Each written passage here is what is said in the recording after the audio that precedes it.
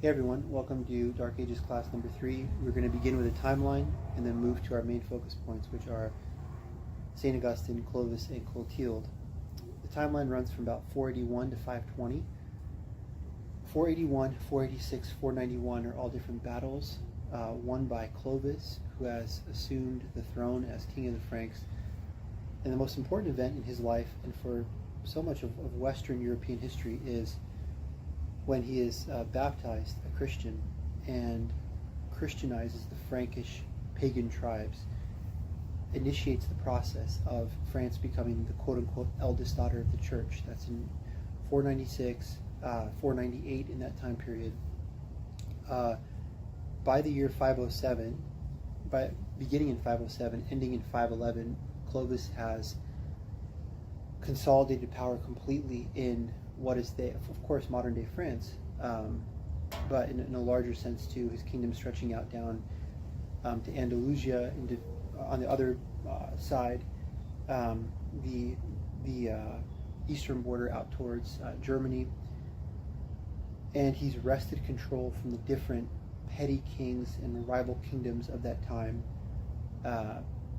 us still being in this early Dark Ages period. And indeed, in this timeline, from 477 to 520, 493 is when Theodoric the Great displaces Odoacer, the first king, right, post fall of the Roman Empire in 476, Romulus Augustus. So class number 3, we are still very, very much, as we talk about Clovis, as we talk about Clotilde, the Franks, we're still very much in the early Dark Ages period, and overlapping with some things we talked about in last episode and earlier episodes back to episode number 1. This being class number 3 numerically, but number 4 overall, counting 0, counting that kind of initial introductory thing. So the timeline, 477 to 520, the most important thing to realize, it is the slow assumption of control in modern-day France and Western Europe, more largely speaking, by Clovis, and it is his baptism, his Christianization of the Frankish tribes. At this time, when the king, the chieftain, becomes a certain religion, all of his subjects follow suit very much. So it's like there's a joke about the Christianization of Iceland, that the Icelandic tribesmen, the Icelandic Norsemen, agreed to give up their old pagan ways, agreed to be baptized so long as the water was warm. They said to some of the first Christian missionaries. But it was going to be an en masse, large-scale type of thing. It's not just, in a very American sense, oh, my personal beliefs, my thing, but you have your thing. It was, a wide-ranging event. The most important thing that happens because of the baptism of Clovis, and we're going to talk about this at the end of class, is the development of modern Christian Catholic France, that idea of the eldest daughter of the church, as I said. And really, it's a 300-year forerunner to that high point of Dark Age history. And we're talking about the unity of the post-Roman world, the beginning of the first kind of preludes of the coming Middle Ages, which is, of course, the crowning of Charlemagne, Christmas Day, 800 AD, as Holy Roman Emperor. Well, and by the way, 496, I'm just going to go with 496. Christmas Day, 496, 304 years before Charlemagne, and 20 years after the fall of Rome in the West, Romulus Augustus. Clovis is baptized.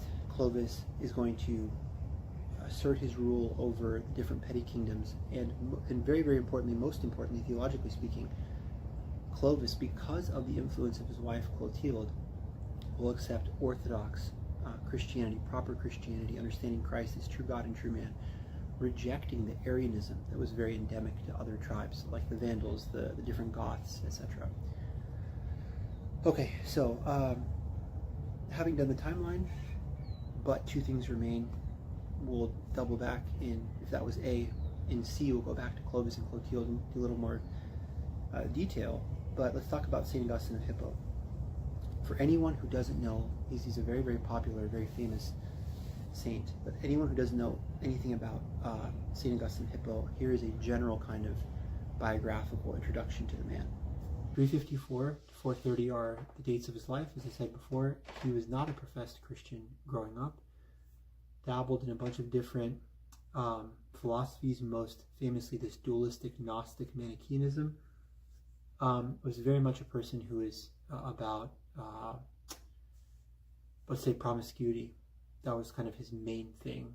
Had a lot of different, whether they be girlfriends or kind of mistresses and that kind of thing. He famously has this kind of like concubine figure who fathers a child for him. And he's very, very much in addition to being, this great doctor of the church and that kind of thing, very much a patron saint of postmodernity, I think now, very much in his formative years, about the sensual, the kind of like transient, transactional, now commitment, whatever.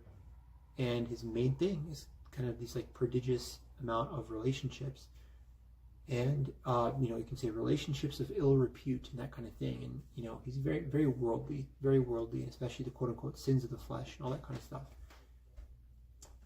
He has a famous conversion experience when he's in a garden, he opens up a book and, tolle lege, take and read. He hears this voice, he opens up a book and goes to a part of the New Testament where it talks about, not in drunkenness, not in revelry, but, like live chastely for Christ, etc. And it's a grand conversion experience.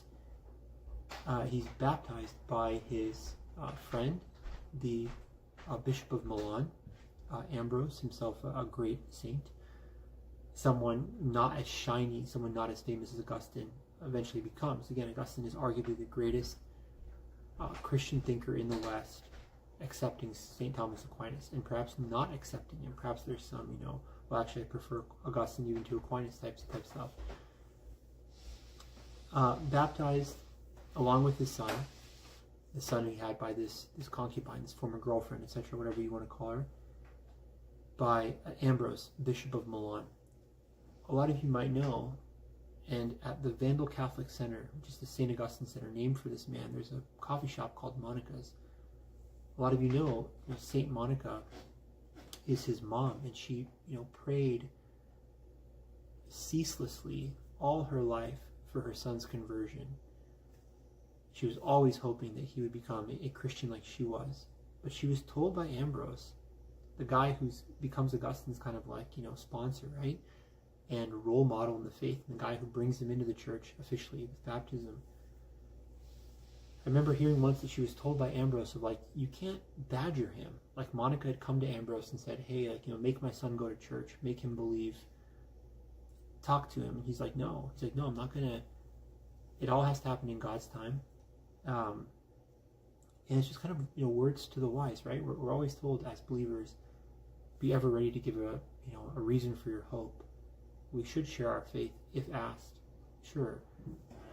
But you have to be gentle about it. You have to be wise about it. You have to be, subtle about it in some ways, and realize that if you're like Saint Monica and you're like, oh, I wish this person would go to church. I wish this person was a believer.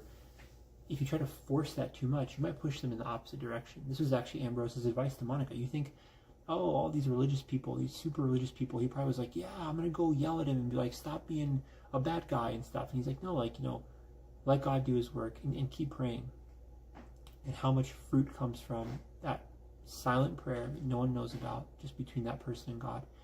And St. Monica is one of these people, prayed for her son's conversions for years and years and years. And he becomes, once he converts, he goes from Manichaeism, concubinage, promiscuity, all the stuff, all the postmodern everything, the kind of like, I'm just living my life, trying to live my best life type attitude, to a very on fire, devout believer. And he's very quickly named a bishop himself of the Diocese of Hippo in the year 396.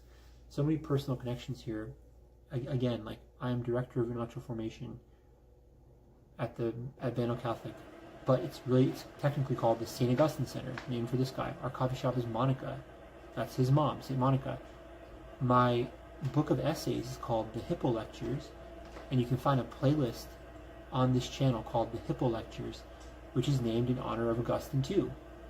The Hippo Lectures I did over the past couple years, they were just a kind of catch-all thing that eventually became very fiction-based for me. Mark and Anna, Sarah from the Dust Plague, The Lost History of Pullman, a lot of these kind of fiction books that I'm writing. was writing at the time and finished up and presented to the people. Those were Hippo lectures. That too is a shout out to this guy.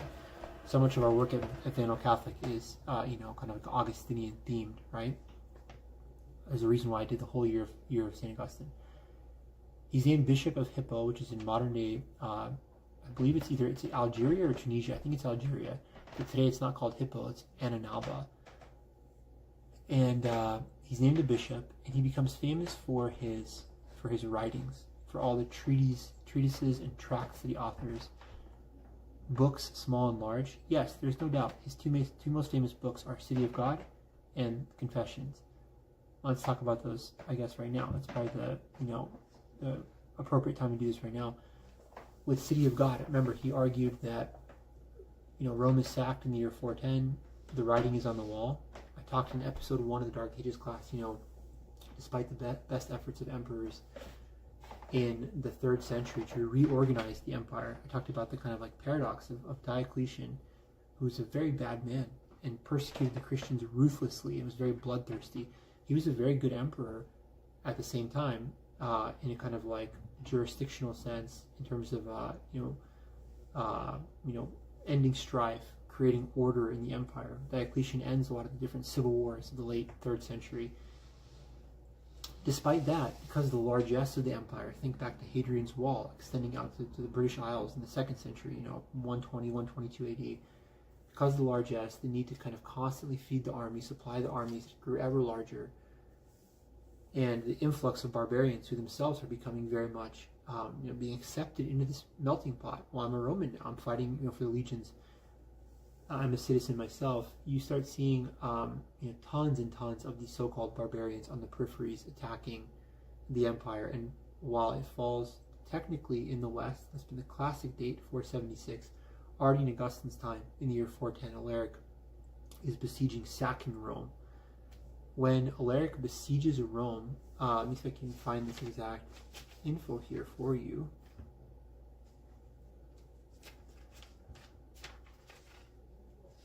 If I don't, I'm just going to have to tell you freestyle. Just going to have to tell you freestyle if that's the case.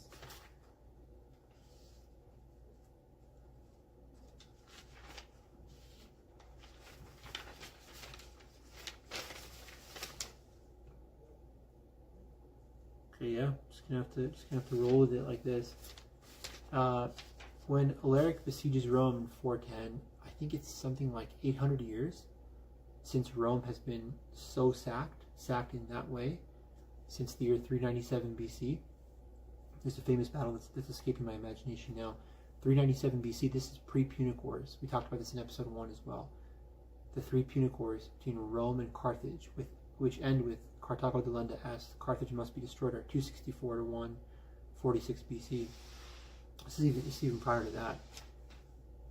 And so it's shocking. And so Augustine, in the face of this, and these barbarian invasions, the idea that the eternal city is going to be no more, perhaps, that Rome has reached the end of its imperial rope. It's done. It's cooked, right? Augustine writes the City of God to answer the charge directly, as I said earlier, that pagan Romans said, this is what Christianity gets you. You abandon the old religion, you start turning the other cheek, or you create this kind of like weakness. It's the old, martial kind of like values that built Rome, and we have to go back to that. And Augustine says, first of all, again, the whole point of like Saint Benedict, that some of the Catholic guys are more Virgilian, more like Virgil, than the modern imperial people. Augustine's like, you guys aren't Virgil's, in City of God, he says, you guys aren't Virgil's descendants. You guys aren't about labor and piety and duty to the state. You're about parties. You're about amphitheater games. You guys are bloodthirsty NASCAR fans. Bread and circus. A lot of the stuff that I talked about in the first episode, right? Okay, so as I could say this 100 million times. I can't say it enough. I can say it again and again and again. In my role as director of intellectual formation, that whole year of St. Augustine was where I most thoroughly, most assiduously, most with the greatest amount of detail covered St. Augustine of Hippo. Him being our patron at Evangelical Catholic, the time had come The time had come in the long series of maple syrup history to finally do something on the year of St. Augustine. I cannot stress that enough, that if you're really interested, if you're like, you know what, I like maple syrup history, I like just the format of these classes, I like the fact that often these episodes, even on the short end, are 20-30 minutes, sometimes they're an hour long. I don't want 5 minutes intro to St. Augustine. I would actually like a pretty deep dive. Then again, on this channel, Maple Gracjan Syrup, go to Maple Syrup History, the playlist, which these Dark Ages episodes are being linked to. They're being linked to as well the Not So Dark Ages playlist, but Maple Syrup History as well, and go look at the year of St. Augustine. And, you know, like I said 100,000 times, 11 hours on City of God, 7 hours on Confessions, and talked about a lot of his work. Before we talk about Clovis and Clotilde, here are just some important quotes from St. Augustine of Hippo. And I have, in those 40 hours that we spent on the year of St. Augustine, you know, we went over the quotes, you know, so many times, and really teased them out, picked them out. But here are some quotes from St. Augustine of Hippo and from his larger corpus of work. Thou hast made us for thyself, O Lord, and our heart is restless until it finds its rest in thee. And men go abroad to admire the heights of mountains, the mighty waves of the sea, the broad tides of rivers, the compass of the ocean, and the circuits of the stars, yet pass over the mystery of themselves without a thought. This is very Socratic, the unexamined life. To really live life to its fullest is to think about, you know, what is God calling me to do? What are my talents? What is my mission? To reflect upon that, right? Men consider all these great things and yet pass over the mystery of themselves without a thought. The punishment of every disordered mind is its own disorder. This is very Boethian. This is very much in Boethius, the idea of like surrendering one's own humanity through sin, through all the type of acting as we should not act. Very anti-Aristotle, who talks about, you know, the proper use of things. The idea of pencil is best when it's being its most pencil-like, right? It's used to write, etc. So we ourselves as well, when we fall into disorder in the mind in general, that is its own punishment. The mind commands the body and is instantly obeyed. The mind commands itself and meets resistance. How can the past and future be when the past no longer is and the future is not yet? As for the present, if it were always present and never moved on to become the past, it would not be time but eternity.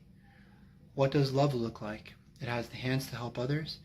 It has the feet to hasten to the poor and needy. It has eyes to see misery and want. It has the ears to hear the sighs and sorrows of men. That is what love looks like. The Bible was composed in such a way that as beginners mature, its meaning grows with them. It's beautiful. It's kind of, you know, living word of God. I was in misery, and misery is the state of every soul overcome by friendship with mortal things and lacerated when they are lost. Then the soul becomes aware of the misery, which is its actual condition even before it loses them. Okay, so moving on to see the final part of this class number 3, Clovis. Let's talk about him in some greater detail than simply as I did opening up this class, you know, with the timeline. Clovis is born in the year 466, dies in the year 511. For more contextualization, we talked about his baptism at age 30, 496, Christmas Day, 304 years before Charlemagne. 466, he is born 10 years before the fall of Rome in the West. He dies in the year 511. That is, again, almost 2 decades, just 2 decades, less than 20 years from the founding of the great Benedictine monastery at Nursia, St. Benedict. He's the focus of chapter 6. We're very concurrent talking about, you know, in the 5th and 6th centuries with figures like St. Patrick of Ireland, who we're going to be talking about in episode 5. Again, this is episode 3, so 2 episodes. The next episode, as I mentioned in the previous one, the next episode, episode number 4, is going to be on Dark Ages, animals, mythological creatures, King Arthur, etc., that kind of thing. So we're very much swimming in these waters. I will try, because what I'm probably going to do is, what I'm probably going to do is the first 4 episodes of this class. This class, like I said, is mainly given for YouTube, for Maple Gracjan Syrup, for this channel, so anyone can watch it the world over, whoever cares, whoever wants to. But there's going to be also some live showings. This year at Vandal Catholic, I mentioned this, you can go back and look at episode 0. This year at Vandal Catholic, we're doing a bunch of different stuff. Going to be giving many talks on very important American saints, doing many more AMAs. That's been very popular in the past when it's myself and Father Chase, but more AMA opportunities. Kind of like low-key AMAs, the coffee shop, almost on a weekly basis. So a lot of stuff is going on, in addition to the normal publication, getting books ready, God willing, that kind of thing. That this year the class is not being held only at Moscow, Idaho, at Vandal Catholic on a weekly basis. It's being held like, hey, I'll put it out on the class email, but we're going to have some live showings. But the first 4 episodes, episode 0 was at Benoit Campground, Hayward State Park, St. Mary's, Plummer, Idaho, about an hour north of Vandal Catholic. Episode 1 was given in Pullman, Washington, 10 minutes west of Vandal Catholic. Episode 2 is given in on Florida's Treasure Coast. And episode 3, as I'm speaking now, I'm also doing this from Florida right now, as you can obviously see, with the plants and the humidity and all this kind of stuff. But it's a tri-state episode. This episode number 3 is Florida, Virginia, and Pennsylvania, all kind of amalgamated together, as I've spent parts of this late summer, as we get ready towards the fall, doing different research, especially for a book I'm writing on the First World War, Great War on the Palouse. As I've said many, many times, I am primarily a novelist. Of my 7 books, 5 are novels, but it's a high time. As it was high time a couple years ago to do the Year of St. Augustine, it's been high time for me to write my 2nd academic book. My first academic book, of course, is Catholic Confederates, a study of Catholics in the Confederacy during the Civil War. I'm writing, and I've talked about this, I've done little shorts on this channel about writing a book about people on the Palouse in the First World War. And so as I've been traveling, researching, etc., making these episodes, these first 4 ones, episodes 0, 1, 2, and 3, none of them are at our home base of Vandal Catholic. I'm pretty sure, I think, episode 4 and 5, the next 2, will be in Vandal Catholic. Why not 6? Because that one is already recorded. It'll be released in its proper chronological order. That one was recorded up by Canada, Boundary County, Idaho, north of Sandpoint, in this kind of huckleberry paradise and alpine lakes and this kind of thing. So that was a long kind of like, like a split infinitive, like separating, the split infinitive thought. I started saying, I think I'm going to, and then I went off on this whole rambling tangent, forgive me. I think I'm going to next class, episode 4, which is on Dark Age animals, mythological creatures, all that kind of stuff, the whole syllabus you can find, online. And episode 0, I think next class I'm going to start by doing a full recap. Because my goal is that the normal crew will be reassembled at Vandal Catholic with that whiteboard that has the whiteboard with the markers, and has the light bouncing off of the kind of sheen and stuff. Our normal classroom. If you watch the Year of St. Augustine, you can see that's the normal background. I think with episode 4 we'll be back at Vandal Catholic, and I'm gonna say, hey, I'll basically say then, hey everyone, welcome back after the summer. Dark Ages class, it's kind of like, will be held when I feel like it, as needed, because blah, blah, blah, the same spiel that I just gave to you now. We're doing all this other stuff at Vandal Catholic, this new stuff. The class is going to be kind of more for online. And by the way, why don't you check out episodes 0, 1, 2, and 3? They're already posted. But I will then go over and review all this stuff, and I'll say, basically, look what we've covered already. These Virgilian, Labor Pietas, and Fatum ideas, the Dark Ages class being sacred and secular history united. We talked about Clovis, we talked about St. Augustine, we talked about Theodoric, we talked about Boethius. I'm going to review all this stuff for everyone. I might even have it on the board, and then we'll dive in. Without further ado, part C, because we did A, the timeline, B, Augustine, in that kind of haphazard way, right? Florida, Virginia, Pennsylvania, and especially go check out right now the Year of St. Augustine Maple Syrup History playlist. Point number C, all business, no more splitting the attention, super focused, Clovis. 466 to 511. Point number 1, he's this first king to unite the Franks, right? That's why he's super, super important. And very much like Alexander the Great, he succeeds his father, who is a king, and people think maybe he's a clown. This is point number 2 and 3. anyone who's, used to maple syrup history, I like doing, there's 27 points for you today, whatever. Point number 1, he's the dates of his life, and he's the first king to unite the Franks. Point number 2, he succeeds his father like Alexander the Great. Alexander the Great succeeded Philip, the second of Macedon. Philip was awesome, and people thought Alexander was a clown. He's just some teenage kid. And Alexander ends up being the greatest warrior in human history, arguably, right? One of them, certainly. Clovis, points 2 and 3, like Alexander the Great, comes to the throne in 481. Remember, he's born in 466, so he comes to the throne as a 15-year-old kid. And people think, whatever. Well, pretty quickly, he starts winning. He starts enforcing his will. When he comes to the fore, it's very Dark Ages style. And by that I mean, it's very much, every man for himself, every tribe for themselves, very broken down. We don't have the unity. He comes to the throne in 481, right? Like Odoacer, this guy's on the throne having deposed this Gothic king, having deposed Romulus Augustus. Everything is kind of crazy. He starts making clear victories. He starts, uniting these petty kingdoms by defeating them. So 486 is a key year. 5 years into his reign. 5 years into his reign, 486, he defeats the king Syagrius, Syagrius, Syagrius. He defeats the king Syagrius at the Battle of Soissons, and from then on, the balance of power has shifted in the favor of Clovis.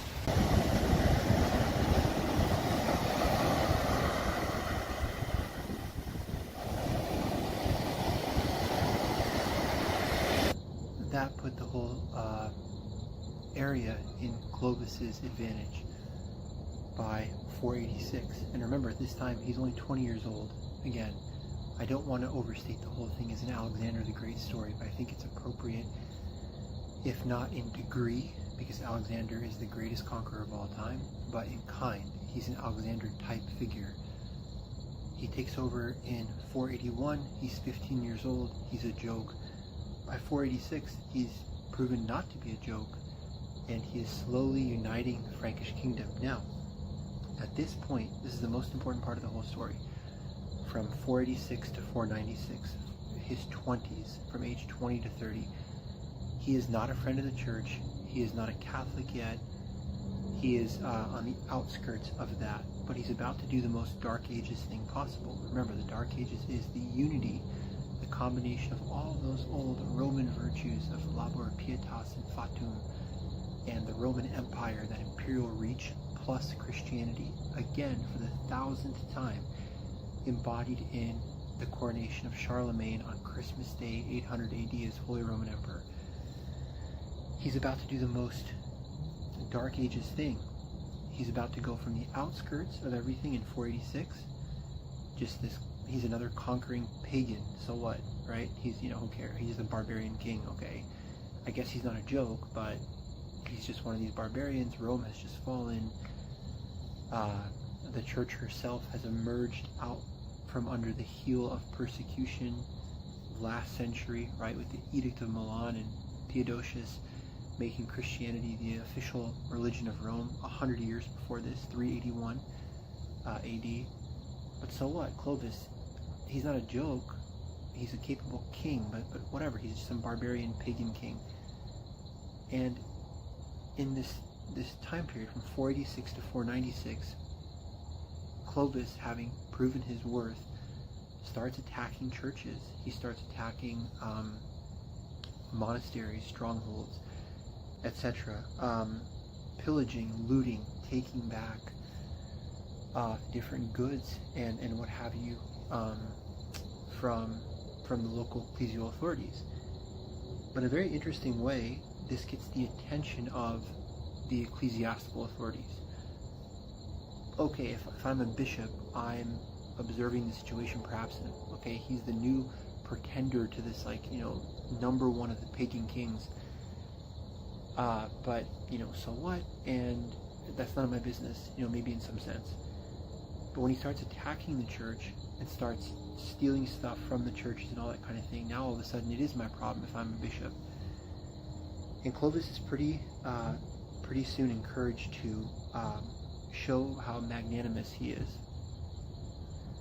A local bishop persuades upon him, prevails upon him to return some of the loot, tells him to start, not just leaving churches sacrosanct and not attacking them, perhaps become a patron in some ways, even if you're not a Catholic yourself, support the churches, etc. And one of the crowning moments before we get to the ultimate thing is that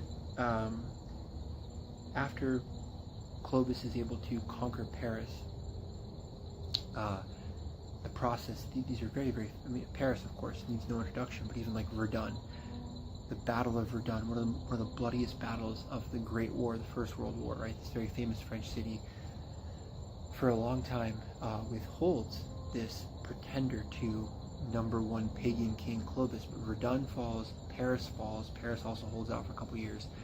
And the first Dark Age move, this amalgam, what this whole class is about, the old Roman stuff plus the Catholic Church, Clovis builds an abbey dedicated to Saints Peter and Paul on the Seine River. This is huge. We're not at the kind of supernova moment yet, but this is huge. Rome has fallen in 476. 5 years later, he takes over. He's obviously a joke. He's this 15-year-old kid in 1481. Oh no, 5 years later, 486, he's winning battles. He's getting rid of the different petty kingdoms, those rivalries, and uniting them into something perhaps, or perhaps the unification is on the horizon. But he's an enemy of the church, right? From 486, 488, he's an enemy of the church. He's attacking the church. He's stealing stuff from the churches.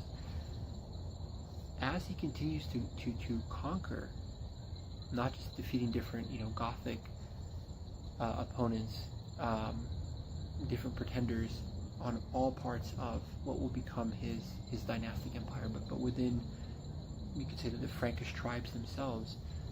As he conquers Verdun, as he conquers Paris, he, perhaps just diplomatically, whether he's a true believer or not, is an open question. Certainly at this point, he's probably not. But he's like, okay, yeah, that makes sense. I'll curry favor with Rome. That's a very Dark Ages thing, right? Like, yeah, whatever my personal beliefs or not, I'll ally myself with the ecclesiastical authorities to advance my career in some ways. This is not good from a devout perspective. Mark chapter 8, verse 35 says, 35 through 39, what profit a man to gain the whole world and lose his soul? And the greatest commandment is love God above all and neighbors yourself, not, win earthly riches and stuff.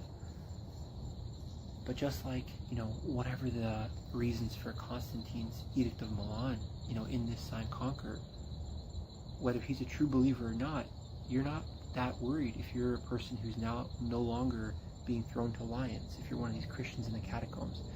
But now you're out in the open, and pretty soon Theodosius is making Catholic Christianity the official religion of the empire.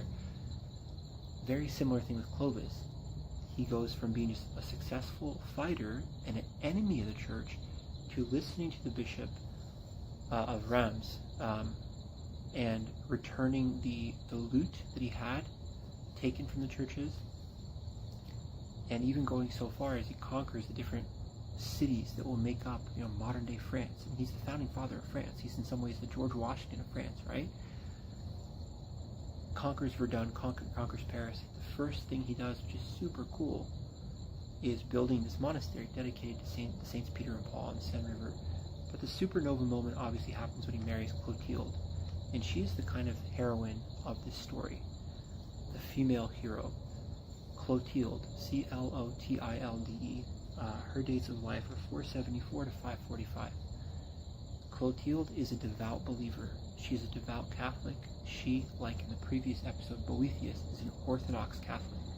And this is a very super important thing. Do not miss this.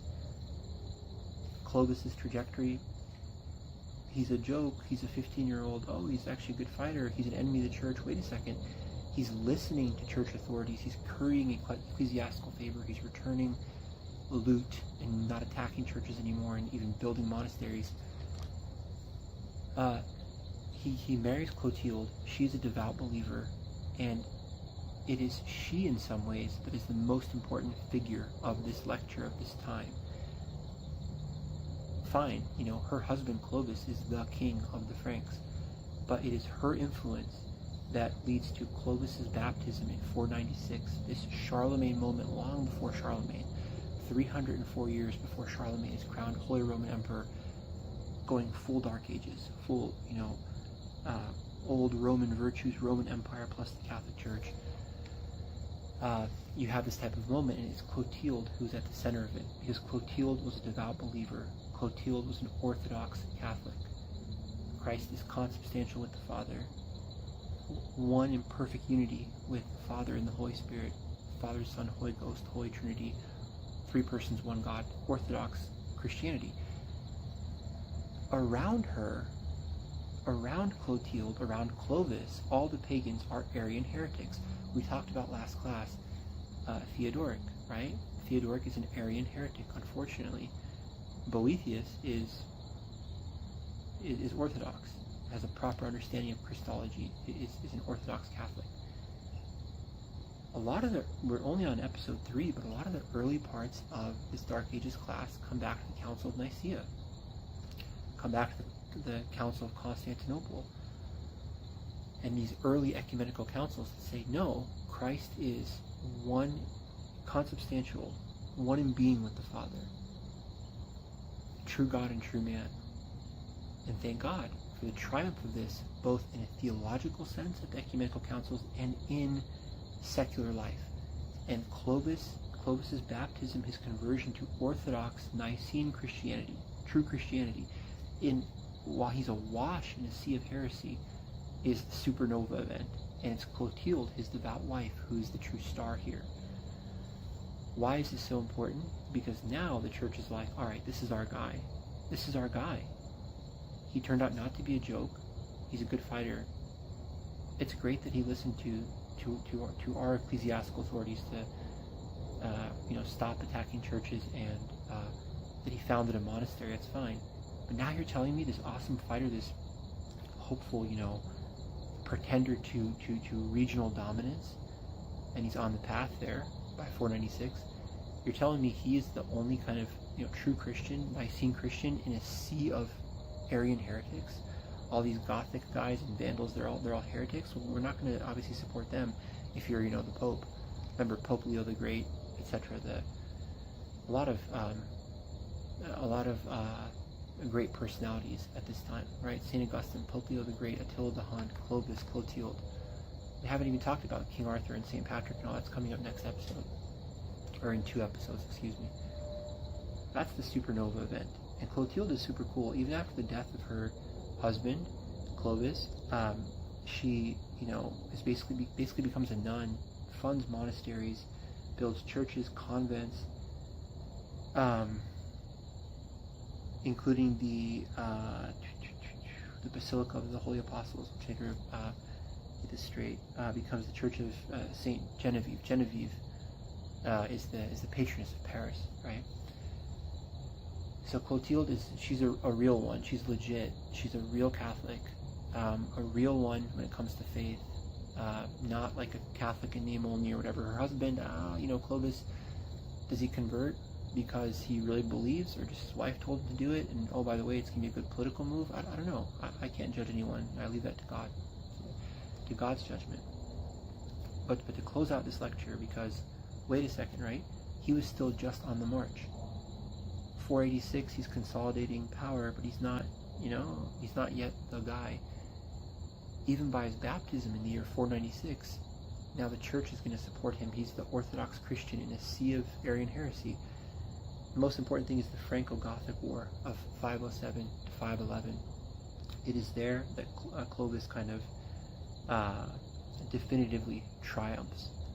I believe that in the aftermath of that war, Alaric II, the Visigoth king, is executed. Let me see. Yeah, I'm pretty sure. And there's a lot of different players in this war, 507 to 511. Theodoric, who we talked about last episode, right? The timeline is time is linear, chronology is linear, but it's very much kind of like intertwined and mixed together here. Is indeed doing a lot of that. With his triumph in 511 by the early 6th century, to end this lecture, Clovis has solidified himself as king of the Franks, or we can just simply say France, right? France is born. This, I as an American, George Washington, July 4th, founding fathers, Thomas Jefferson, Declaration of Independence, all that type of stuff. This is the kind of like, French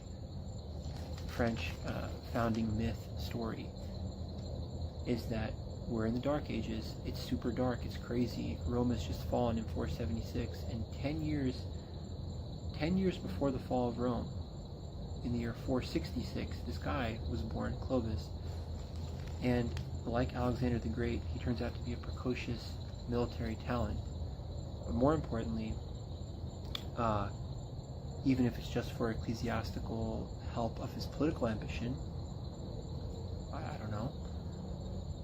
I certainly don't think I can read the heart of a man, But for whatever reason, his conversion to Catholicism, his baptism, and the en masse conversion of the Franks away from paganism to Orthodox, Nicene, true Christianity, true understanding of Christ as true God and true man against all the heresy of that time, creates the supernova called France, the eldest daughter of the church. And, we're still 1,200 years away from the cataclysm of the French Revolution in the late 18th century. Of course, we're not going to touch on that at all. This class is 400 to 1,000. But why is France called the eldest daughter of the church? Now in a very brief, everything in this class is superficial in some ways, right? I don't want to spend 9 hours on a topic. There's going to be 22 episodes, 11, 13, 14 hours total, right? A few episodes going an hour in length. I don't want to have, 900-hour podcast or something. But now why is France called the eldest daughter of the church? It's because of this guy Clovis, their George Washington, who turned out to be a good fighter and converted also to Christianity, and begins the very dark age thing of old Roman virtues, values, mixed with the Catholic faith.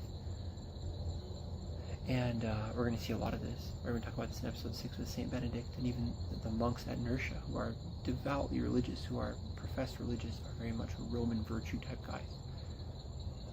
Why is France called the eldest daughter of the church? Because this guy Clovis, but now perhaps even more, because of his Catholic wife, Clotilde.